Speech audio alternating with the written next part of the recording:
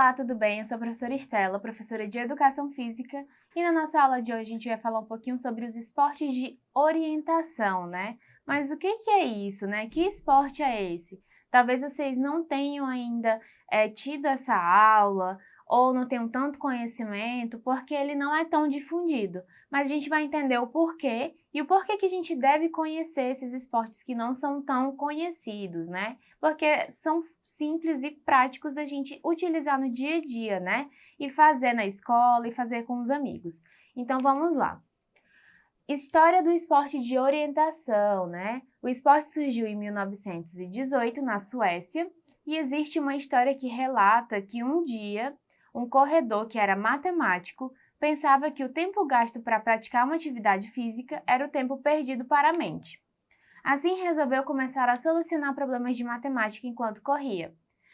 Esse corredor podia ser considerado o pai das corridas de orientação.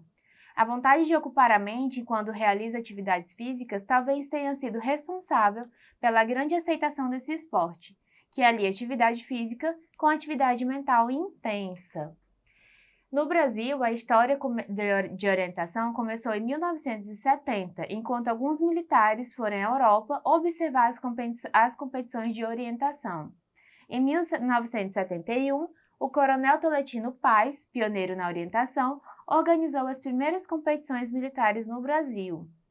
Já em 1974, o esporte de orientação foi incluído no currículo da Escola de Educação Física do Exército, sendo uma disciplina obrigatória. Nessa escola, no mesmo ano, foi editada a primeira publicação técnica brasileira sobre esporte de orientação. Então, o que a gente pode entender sobre esporte de orientação? Inicialmente, a pessoa que inventou viu para ela, né, que o esporte era um tempo perdido, né? E ele tentou fazer que dentro desse esporte ele já tivesse uma outra finalidade, né? Como exercício para a mente. Então, foi isso que esse matemático tentou fazer, né? E assim tornou-se uma das pioneiras dentro das escolas militares, né? Inicialmente. E aí, depois disso, ela já foi se difundindo para os outros países, estados, e chegou até o Brasil, né? Como a gente acabou de ver, pelo Coronel Tolentino, né? Que também já faz parte dessa parte militar, né? E quando a gente viu que quando ele já trouxe para uma escola militar, a gente já vê que dentro dessa modalidade, ela foi primeiro difundida dentro da parte militar, das escolas militares, mas que também é praticado por todos os indivíduos e por qualquer escola, né? Então a gente vai entender um pouco melhor sobre isso. Por ter sido praticado inicialmente pelos militares, o esporte é muito conhecido em todas as escolas militares do Brasil. É muito famoso também no sul do país, onde o esporte é mais divulgado e a sua prática teve origem, né? A história do esporte de orientação. Porém, quem realmente é considerado o pai da orientação é o sueco Major Kilander. Em 1918, observou que estava diminuindo o número de concorrentes em corridas realizadas no campo. Assim, decidiu utilizar a natureza para motivar a participação dessas competições. Em 1922, o primeiro campeonato distrital da Suécia havia sido realizado. Em 1937, o primeiro campeonato nacional, né? Então, o que a gente já pode identificar, né? Primeiro, ele pensou, né? Aquela primeira pessoa pensou que poderia estar utilizando a parte cognitiva, né? Na hora da atividade física, né? E a resolução de exercícios. E ele já levou essa prática em relação à prática voltada ou próxima à natureza, né? E a gente já vê que já vai evoluindo, né? O esporte de orientação normalmente é praticado em contato direto com a natureza. Como o esporte era muito útil para a mente e para o bem-estar físico, essa atividade passou a ser introduzida nos currículos escolares da Suécia em 1942. Ainda hoje, a orientação é um dos esportes mais praticados na Suécia e nos demais países nórdicos. A orientação é um esporte emocionante, em que o atleta pode ter contato direto com a natureza e que pode ser praticado por todas as pessoas de uma família. Por isso, o esporte é conhecido como esporte da família ou esporte da natureza. É uma pena que a orientação não é tão conhecida na nossa cidade, mas certamente crescerá. E com isso teremos mais equipes além da equipe do quartel. É muito divertido, emocionante e que pode ser praticado por pessoas de todas as idades. Apesar de não ser muito conhecido, o esporte possui um campeonato mundial. E podem ser diversos os percursos e características do terreno, como por exemplo, terrenos na areia, florestas mais ou menos densas, relevos acidentados e etc. O esporte pode ser praticado a pé, de bicicleta ou até mesmo em esquis, dependendo da modalidade em que o atleta decide participar. Você pode participar em equipe, 2 ou mais correndo juntos, individualmente ou em revezamento, 2 ou mais competidores de uma equipe participando sucessivamente. E nós temos aí, antes da gente voltar, né, ao que a gente estava falando, nós vamos mostrar para vocês o que é necessário para participar, né, e fazer um esporte de orientação. E o primeiro e o principal é o mapa de orientação, né? O que é esse mapa? O mapa de orientação é um mapa topográfico detalhado, onde é traçado o percurso que o atleta tem que percorrer e são locados precisamente todos os detalhes da vegetação, relevo, hidrografia, rochas e construções feitas pelo homem. E nós temos o percurso de orientação, né? O percurso de orientação é constituído de triângulo de partida, pontos de controle e chegada. Entre esses pontos, que são locados precisamente no terreno e equivalentemente no mapa, né? Estão as pernadas do percurso nas quais o competidor deverá orientar-se. Nós temos as regras básicas, né? Passar por todos os pontos de controle, marcar corretamente o cartão de controle e preservar a natureza, né? E a nossa principal característica é própria do desporto de orientação, escolher e seguir a melhor rota por um terreno desconhecido contra o relógio. Isso exige habilidades de orientação, tais como leitura precisa do mapa, avaliação e escolha da rota, uso de uma bússola, concentração sob tensão, tomar decisões rápidas, correr em terrenos naturais e manter o controle da distância percorrida, né? E aí nós temos as modalidades, nós temos a orientação de pedestre, ciclista, atletas especiais, equestre e outras, né? E para vocês entenderem melhor, a gente vai passar um videozinho para vocês que vai ser atividade para casa também.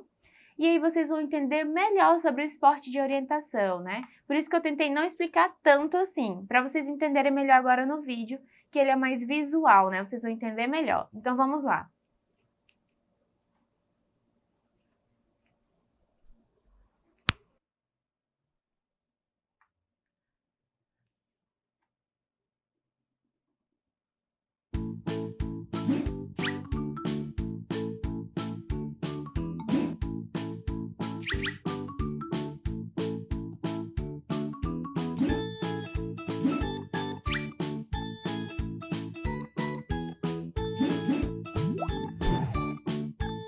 Tanto se você for um orientista competitivo, um amante da montanha, um aficionado a navegar ou um turista conhecendo uma cidade, sempre será útil um mapa.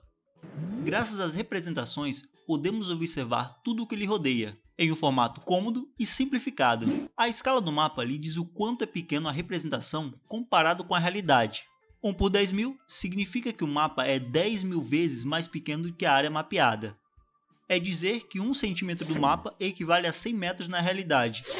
O mapa mostra aqueles objetos que se podem ver naquela área, que não mudam do dia para a noite, como por exemplo edifícios e rios. O mapa não aparece pessoas nem carros, nem sequer elementos como tendas ou baleias azuis.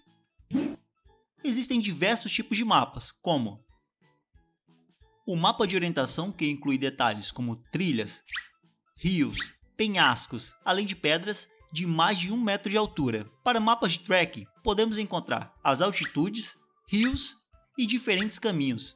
Por outro lado, uma carta náutica mostra a profundidade da água, para assim o navio não encalhar. Na maioria dos mapas de cidades, podemos ler o nome das ruas e das atrações. Pronto, agora sabemos o que é um mapa. Essa que é uma grande ferramenta para quem queira orientar-se de um lugar para outro.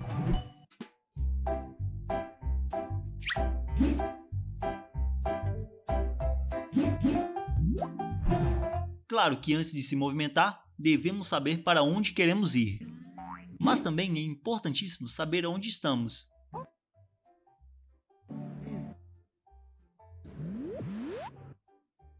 Em uma cidade, os elementos como rios, pontes e praças lhe ajudarão na hora de saber onde estamos. Após nos localizarmos, poderemos planejar a rota. Geralmente existem diversas rotas para escolher, mas nem sempre a mais curta é a mais rápida, já que podem haver obstáculos pelo caminho. Neste caso, temos 3 opções para ir da praça onde estamos até o parque de diversões. A primeira escolha é pelo oeste, seguindo o rio e virando à direita na emissora de rádio, continuando reto, passando pelo cinema até a entrada do parque de diversões. Na rota do meio, em direção ao rio, giramos à direita e novamente à esquerda. Passaremos pela ponte para seguir a trilha do parque até chegar no nosso destino. O mapa mostra um desnível na área, utilizando as curvas de nível, indicando que a rota exige mais fisicamente dos nossos turistas. Na rota norte, de novo em direção ao rio, girando à direita e continuando reto após cruzar a ponte. Na esquina do parque, giramos à esquerda e seguimos reto até a travessia, onde viraremos à esquerda. As 3 rotas possuem pontos de checagens bem claros, onde a opção da rota oeste é a mais curta que a norte, contudo é mais longa que a rota do meio. O caminho pelo oeste é provavelmente o mais rápido, já que a opção do meio exige mais fisicamente. Mas também é importante que se assegure que sua rota não cruze nenhuma zona que seja proibida sua passagem. Muito cuidado com rotas que tenham rodovias e linhas de trem.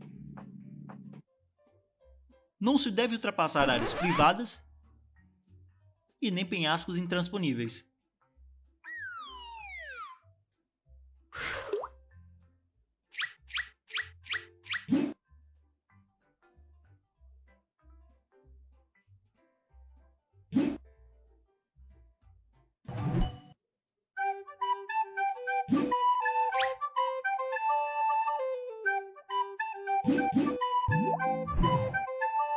Este é o momento de se mover.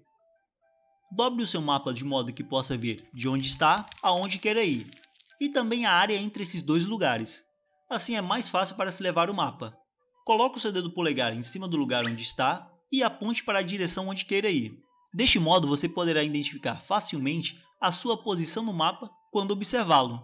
E agora a parte mais importante. Assegure-se que o mapa está orientado com os elementos que estão ao seu redor. E neste caso, vire para a esquerda para orientar o mapa. Pronto, agora está na posição correta. À sua direita está o canal, e em frente podemos ver a ponte sobre o rio. Após acertar o mapa, devemos mantê-lo sempre orientado, e que seja sempre você que se mova ao redor do mapa.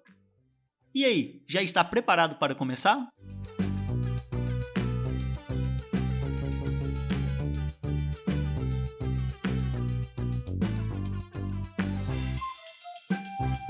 Oriente de forma rápida utilizando os grandes elementos visíveis no terreno que você planejou passar. Uma dica: siga sua rota com o dedo polegar marcando o lugar que está passando, para assim você sempre se manter orientado no terreno.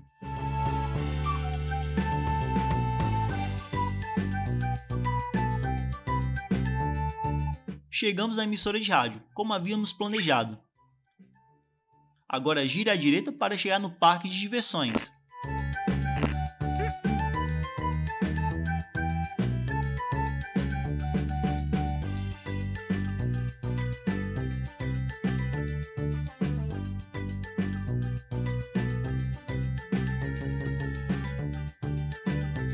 Veja como é simples encontrar onde está e planejar para onde ir. Escolha sua rota baseada em grandes elementos fáceis de identificar, tanto no mapa quanto na realidade. Dobre o mapa, utilize o seu polegar e não esqueça de manter o mapa orientado. Boas rotas!